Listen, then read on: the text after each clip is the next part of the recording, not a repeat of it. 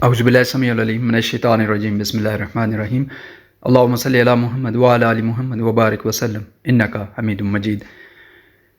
تم تو اس سے اس کی اسمائل بھی نہیں چھین سکے۔ مجھے اگر کبھی اپنے بیٹے کو انسانوں کے بارے میں ایک نصیحت کرنی پڑے تو میں کہوں گا، بچے، ایک کوالٹی جو تیرے دوست اور دشمن دونوں میں ہونی چاہیے وہ اعلیٰ ظرفی ہے۔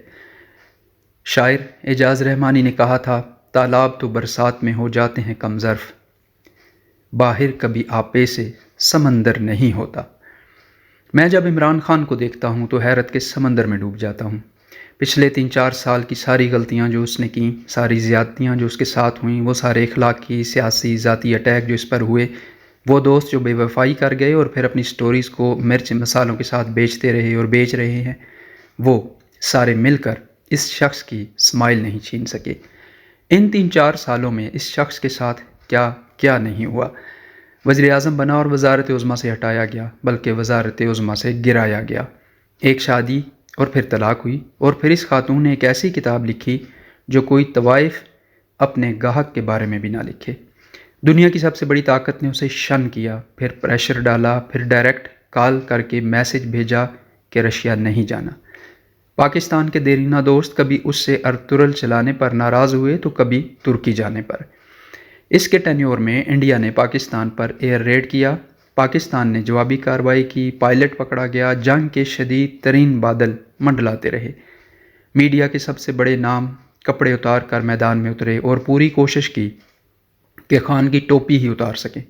کچھ تو اتنے مخالف اور اتنی ذاتیات پر آئے کہ جیسے خان کے کسی عزیز نے ان کے کسی عزیز تر رشتہ کو بھاگنے میں مدد دی ہو، اور کچھ خان کے پہلے دن سے چڑیا، کووں، فاختاؤں اور طوطوں سے پوچھ پوچھ کر کہہ رہے تھے کہ بس یہ ہفتہ، یہ مہینہ، بس اگلا مہینہ۔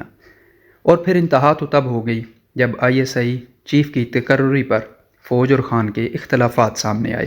نیشنل انٹرنیشنل میڈیا اور بغض بھرے صحافی نما بھیڑیے رالیں ٹپکاتے رہے، اب گرا کہ اب گرا، لیکن خان کیا گرتا، اس کی تو اسمائل بھی نہ گری۔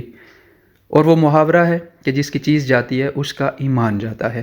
پھر خان کو 9 اپریل کی رات اس کی وزارت عظمیٰ سے ہٹا دیا گیا، لیکن آسمان نے دیکھا اور زمین گواہ رہے گی کہ خان جب وزیر اعظم ہاؤس کو چھوڑ کر جا رہا تھا تو ڈائری کے علاوہ جو چیز اس کے ساتھ تھی وہ اس کی اسمائل تھی۔ ایک دفعہ آپ نے یہ نہیں سنا، مجھے کس نے نکالا، کوئی اوئے فوجی جرنیلو نہیں ہوا، اوئے چیف جسٹسا نہیں ہوا۔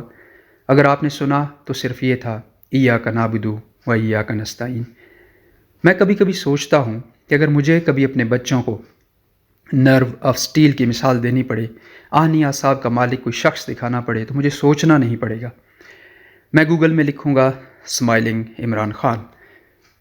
اس وقت میری آنکھیں نم ہوں گی، لیکن میرے بچوں کے سامنے اس شخص کی فوٹو ہوگی جس کی اسمائل سارا معاشرہ مل کر نہ چھین سکا، جس کی اسمائل پاکستان کے تمام کرپٹ مافیا، تمام کرپٹ سیاسی قیادت، معیشت اور کرونا جیسے مسائل، تمام بغض بھرے صحافی، گندی کتابیں اور اسکینڈل لکھنے اور لکھوانے والے، اس کو وزارت عظمیٰ سے نکلوانے والے، سارے کے سارے اتحادی، اپنی جماعت کے لوگ، اعلیٰ ترین عدلیہ کے اعلیٰ ترین جج اور نیوٹرل ادارے، یہ سارے مل کر بھی اس سے اسمائل نہیں چھین سکے۔